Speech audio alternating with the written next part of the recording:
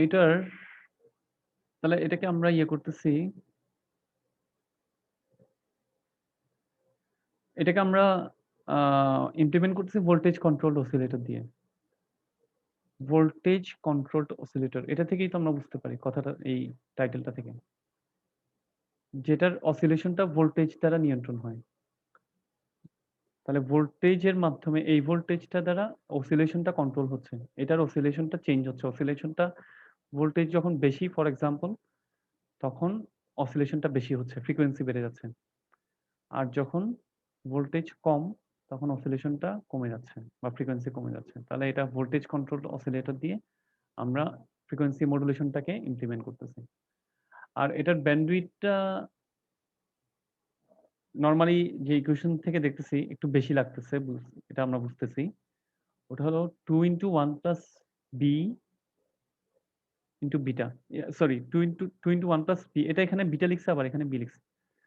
এখানে লিখছে হচ্ছে 2 × 1 + 1 × b, 1 × b নাকি 1 + b,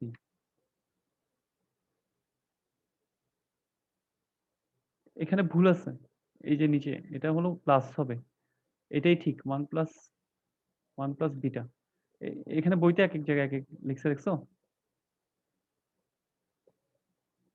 দেখতেছো জি স্যার। ব্যান্ডউইথ ইকুয়েশনটা? এখানে লিখছে প্লাস, এখানে লিখছে ইনটু, আবার এখানে লিখছে প্লাস। প্লাসই হবে এটা, ঠিক আছে? তো ওখানে অ্যামপ্লিটিউড মডুলেশনে ছিল আমাদের 2b ডাইরেক্ট, মানে ডাবল ছিল। কিন্তু এখানে একটা জিনিস এক্সট্রা অ্যাড হয়েছে। হ্যাঁ, ওটা হলো বিটা। বিটাটা হচ্ছে ডিপেন্ড করতেছে মডুলেশন টেকনিকের উপর ডিপেন্ড করতেছে। এবং কমনলি এটার ভ্যালু হচ্ছে 4। কমনলি এটার ভ্যালু হচ্ছে 4, ঠিক আছে? তাহলে কমনলি যদি এটার ভ্যালু 4 হয়, তাহলে এদিকে হয়ে যাচ্ছে 5, 5 × 2 10, 10b, ঠিক না? ব্যান্ডউইথটা অনেক বেশি তাহলে এখানে, না? কমন কেসটার জন্য জি স্যার। ব্যান্ডউইথটা অনেক বেশি।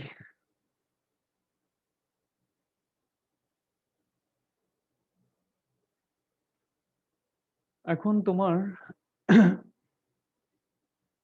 এফএম রেডিওর জন্য ব্যান্ডউইথ অ্যালোকেশনটা কিরকম এটা বলছি। এফএম রেডিওর জন্য তাহলে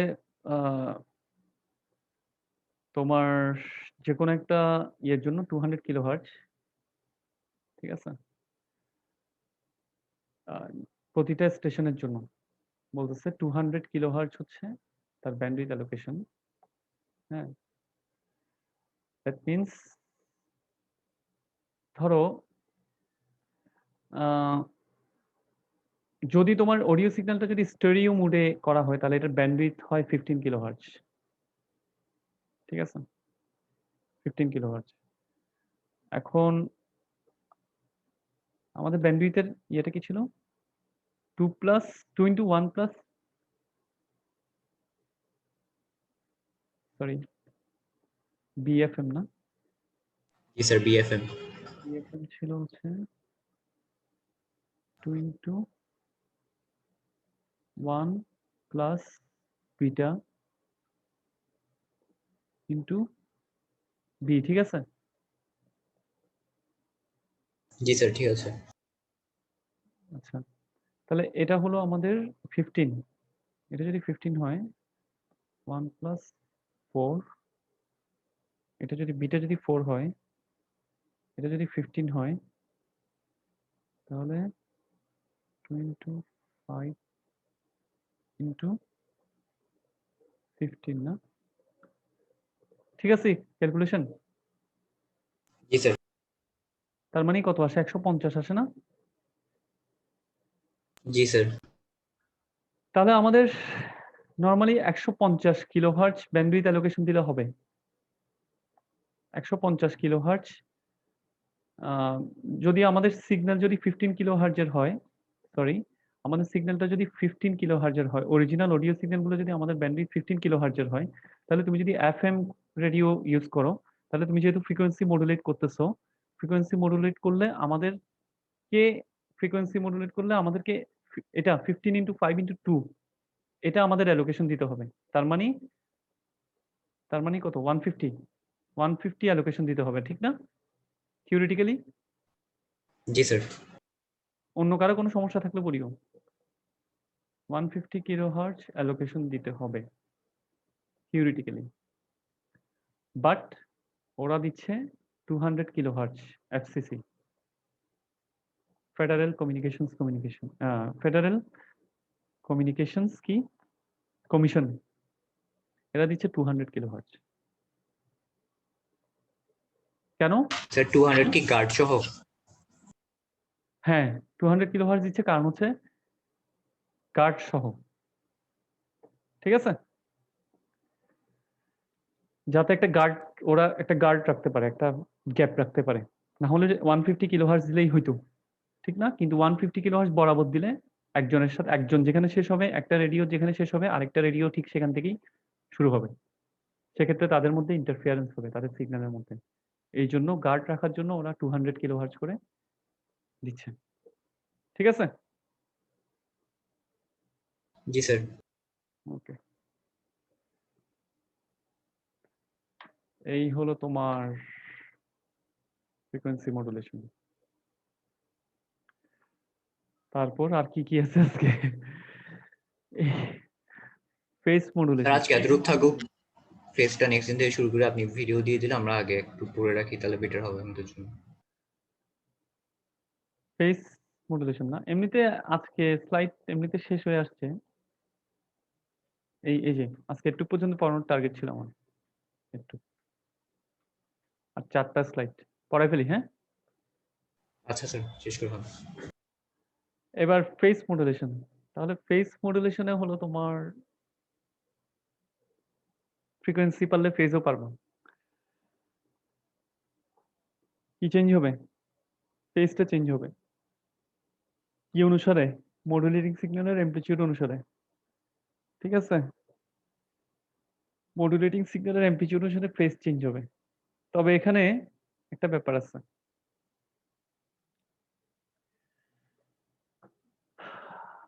এটা নরমালি আমরা ফেজ মডুলেশনের যেটা অ্যামপ্লিটিউড মডুলেশন এবং ফ্রিকোয়েন্সি মডুলেশন থেকে যেটা আসছে ওটা বরাবর এখানেও বলে দিচ্ছি যে ফেজটা চেঞ্জ হবে মডুলেটিং সিগন্যালের অ্যামপ্লিটিউড অনুসারে, ক্যারিয়ার সিগন্যালের ফেজ চেঞ্জ হবে। আচ্ছা, তাহলে তোমার ম্যাথমেটিক্যালি এটা দেখানো যায় যে এফএম এ ফ্রিকোয়েন্সি মডুলেশনে ইনস্ট্যান্টেনিয়াস চেঞ্জ, ক্যারিয়ার ফ্রিকোয়েন্সির যে ইনস্ট্যান্টেনিয়াস চেঞ্জটা হয়, ইনস্ট্যান্টেনিয়াস চেঞ্জ বলতে আমরা অনেক সময় ডেরিভেটিভ ইউজ করি না? ইনস্ট্যান্টেনিয়াস চেঞ্জ বের করার জন্য ডেরিভেটিভ ইউজ করি না আমরা? জি স্যার। হ্যাঁ, তাহলে ইনস্ট্যান্টেনিয়াস চেঞ্জটা হয় ফ্রিকোয়েন্সি মডুলেশনে, ক্যারিয়ার ফ্রিকোয়েন্সির ইনস্ট্যান্টেনিয়াস চেঞ্জটা হলো proportional to amplitude of the modulating signal, ঠিক আছে? মনে করো এটাকে তাহলে আমি যদি এভাবে লিখি, ঠিক আছে, কার সাপেক্ষে চেঞ্জ, ফ্রিকোয়েন্সি চেঞ্জ, ঠিক আছে, ইনস্ট্যান্টেনিয়াস চেঞ্জ আমি এটাকে বললাম, ঠিক আছে, কার সাপেক্ষে, ঠিক আছে, কার সাপেক্ষে হচ্ছে অ্যামপ্লিটিউডের সাপেক্ষে, অ্যামপ্লিটিউডের প্রপোর্শনাল যে ইনস্ট্যান্টেনিয়াস চেঞ্জ হবে। ধরো আমি এভাবে বলি, মনে করো ইনস্ট্যান্টেনিয়াস চেঞ্জটা হচ্ছে ডেল এফ, কার ক্যারিয়ার ফ্রিকোয়েন্সির চেঞ্জটা, এটা হবে প্রপোর্শনাল টু, এটা হবে প্রপোর্শনাল টু কি অ্যামপ্লিটিউড অফ মডুলেটিং সিগন্যাল। এটা হলো কার জন্য? এই রিলেশনটা হচ্ছে ফ্রিকোয়েন্সি মডুলেশনের জন্য। Instantaneous change in carrier frequency, এটা instantaneous change in carrier frequency এটা proportional to amplitude of modulating signal. For example আমার ভয়েস সিগন্যালটার ওইটার অ্যামপ্লিটিউড অনুসারে চেঞ্জ হবে প্রপোর্শনাল। এটা হলো ফ্রিকোয়েন্সি মডুলেশনের জন্য। বাট ফেজ মডুলেশনের জন্য এই যে instantaneous change in the carrier frequency, এখানেও কিন্তু ক্যারিয়ার ফ্রিকোয়েন্সি চেঞ্জ হবে। এটা যদিও ফেজ মডুলেশন, এখানে কিন্তু ক্যারিয়ার ফ্রিকোয়েন্সি চেঞ্জ হবে। এটা হলো proportional to derivative of the amplitude. এটার আবার ডেরিভেটিভের সাথে, হ্যাঁ, derivative of the modulating signal, মানে ওখানে ডিরেক্ট প্রপোর্শনাল টু অ্যামপ্লিটিউড ছিল, আর এখানে হচ্ছে অ্যামপ্লিটিউডের ডেরিভেটিভ এর সাপেক্ষে চেঞ্জ হবে। ঠিক আছে, কার জন্য? ডেল এফ হচ্ছে তোমার ডেল এফ হচ্ছে প্রপোর্শনাল টু, তুমি এটাকে ডেল এম লিখো। ঠিক আছে, এখানে ছিল del F proportional to M না, মডুলেটিং সিগন্যালের অ্যামপ্লিটিউড অনুসারে। আর এখানে del F proportional to derivative of the modulating signal, del M আমি লিখতেছি। ঠিক আছে, বুঝছো? জি স্যার। এটা হলো তোমার এফএম এর জন্য এফএম, আর এটা হলো তোমার ফেজ মডুলেশনের জন্য পিএম এর জন্য। ঠিক আছে,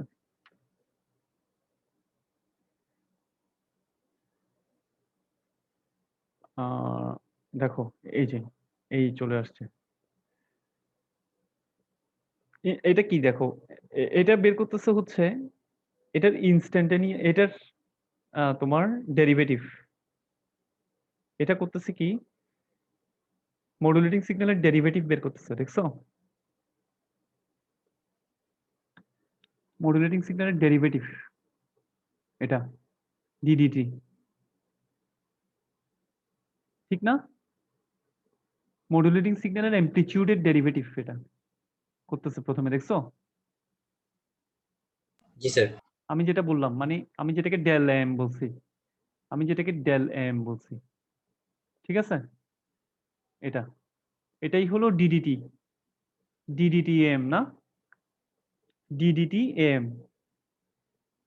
ঠিক আছে, ডিডিটি এম, ঠিক আছে না? যে সিগন্যালটা আসতেছে এটা ডেরিভেটিভ বের করতেছে, ডেরিভেটিভ করার পরে যেটা যে সিগন্যালটা, ওইটাই ভোল্টেজ কন্ট্রোল অসিলেটরে পাঠাচ্ছে, এবং তাহলে সেই ডেরিভেটিভটা অনুসারেই ওই ওই এখানে যে এখানে যে ক্যারিয়ার থেকে যে ক্যারিয়ার ফ্রিকোয়েন্সিটা আসতেছে, আগে কিন্তু আমি ডাইরেক্টলি এই সিগন্যালটাকে ভিসিও কে পাঠাইছিলাম না, আগে ফেজ মডুলেশনে, ফ্রিকোয়েন্সি মডুলেশনে সরাসরি এই সিগন্যালটাকে ভিসিও তে পাঠাইছিলাম না, পাঠাইছিলাম। জি স্যার। জি স্যার। তার মানে সরাসরি ওই সিগন্যালটা দিয়ে তোমার অসিলেশনটা চেঞ্জ হচ্ছিল, সরাসরি ওই সিগন্যালটা। আর এখানে ওই সিগন্যালটার ডেরিভেটিভ দিয়ে অসিলেশনটা চেঞ্জ হচ্ছে, ওই এই সিগন্যালটার ডেরিভেটিভ দিয়ে ডিডিটি দিয়ে এই সিগন্যালটার প্রথমে আমি ডেরিভেটিভ বের করার পরে যেই সিগন্যালটা পাচ্ছি ওইটা দিয়েই এটাকে এই ক্যারিয়ারটাকে চেঞ্জ করতেছি। ক্লিয়ার? জি স্যার। ওকে, আর ব্যান্ডউইথের ইকুয়েশন একই, ঠিক আছে, ব্যান্ডউইথের ইকুয়েশন একই। স্যার এটার কি এফসি এর আগের সিগন্যাল আর পরের সিগন্যাল কি সেম? কিসের আগের? ওই যে এফসি যেটা আছে, আপনি এর আগে বলছিলেন যে বামে যে ইনফরমেশন ছিল এফসির পরে সেম ইনফরমেশন। এটাই তো হওয়ার কথা, ঠিক আছে। জি স্যার, বুঝছি। আচ্ছা, এখানে একটা কথা বলছে। আচ্ছা, এখানে আরেকটা কথা আছে পিএম এর ক্ষেত্রে। পিএম এর ব্যান্ডউইথটা হলো তোমার বিটাটা একটু লোয়ার। এফএম এ আমরা বিটাটা 4 বলছিলাম না? এখানে যে বিটাটা ছিল, এটা এখানে আমার বি লিখছে। মানে বইতে নোটেশনে এত উল্টাপাল্টা করছে। আগেরটাতে লিখছিল বি, এখানে লিখছে এটা হলো বিটা না? এই বিটাটা এফএম এ কত ছিল? 4 ছিল না?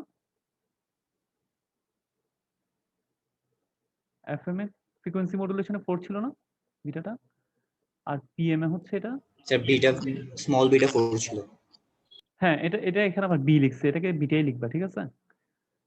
তাহলে পিএম এর ক্ষেত্রে এটা হচ্ছে লেস দেন 4, লেস দেন 4, ঠিক আছে? তার মানে পিএম এ ব্যান্ডউইথটা তোমার কম লাগতেছে, ঠিক আছে? is lower, beta is lower in the case of PM. তাহলে এটা হলো ন্যারো ব্যান্ড সিগন্যালের ক্ষেত্রে বলছে এটা 1 হইতে পারে বিটাটা, আর ওয়াইড ব্যান্ড সিগন্যালের ক্ষেত্রে 3 হইতে পারে, ঠিক আছে? ন্যারো ব্যান্ড মানে যেটার ব্যান্ডউইথটা কম, আর ওয়াইড ব্যান্ড মানে হচ্ছে যেটা ব্যান্ডউইথটা বেশি। এগুলো ডিটেইলে আর আমরা এখন যাচ্ছি না আপাতত, সিলেবাসেও নাই।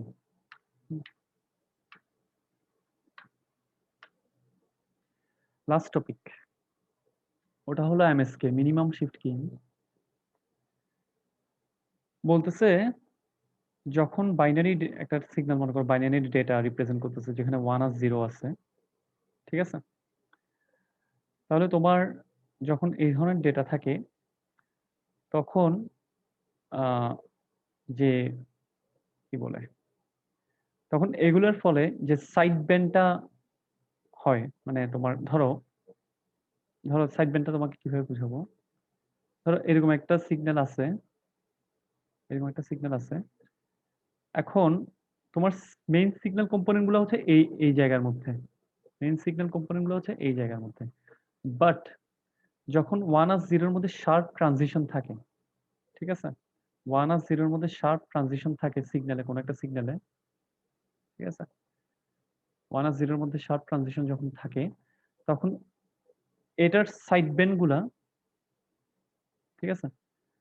তুমি পিএসকে এর কথাই ধরো, ফেজ শিফট কিং এ বিপিএসকে তে মনে করো, বিপিএসকে তে প্রথমে যখন 0 আসতেছে তখন কি হয়, তখন ফেজটা 0 ডিগ্রি। আবার যখন 1 আসতেছে তখন ফেজটা 180 ডিগ্রি হয়ে যাচ্ছে না? হচ্ছে না? বিপিএসকে এর কথা মনে আছে? একটু প্রথমে একবার রিপিট করুন স্যার, বিপিএস কেমন আছে আপনি কি বলছেন, একটু একবার বিপিএসকে বলুন। মনে আছে, ধরো এরকম একটা সিগন্যাল আছে, ঠিক আছে? এরকম একটা সিগন্যাল আছে, এরপরে আছে তোমার, তুমি এটা দিয়ে এটাকে এই ফ্রিকোয়েন্সিটাকে ইয়ে করতেছো, মডুলেট করতেছো না? ঠিক আছে, মডুলেট জি স্যার। করতেছো। তাহলে যখন 0 যখন 1 আসতেছে তখন এটা সেম থাকতেছে ফেজটা, আর যখন 0 আসতেছে তখন ফেজটা আবার উল্টা হয়ে যায় না? 180 ডিগ্রি চেঞ্জ হয়ে যায় না এই জায়গাটায়? জি স্যার। ঠিক জি আছে? স্যার। তাহলে এটা যদি, আচ্ছা আমি এভাবে দেখাই। এই তোমার মনে করো এটা 1 এর জন্য এরকম, 1 এর জন্য এরকম, আ- আর যখন 0 আসতেছে তখন ফেজটা এই জায়গা থেকে আবার উল্টা হয়ে যাচ্ছে, এরকম হয়ে যাচ্ছে না? ঠিক আছে, এই জায়গাটা একটা শার্প চেঞ্জ হচ্ছে। এভাবে যখন ফেজ হুট করে যখন ডিসকন্টিনিউয়াস ফেজ ডিসকন্টিনিউটি হয় দুইটা সিগন্যাল কম্পোনেন্টের মধ্যে, এখানে একটা ফেজ ডিসকন্টিনিউটি হয়েছে। যেমন ডিসকন্টিনিউটি কিরকম হয়েছে, যদি এটা যদি সেম ভাবে এখানে যে ফেজটা ওখান থেকে যদি শুরু হইতো আবার, তাহলে ডিসকন্টিনিউটি থাকতো না।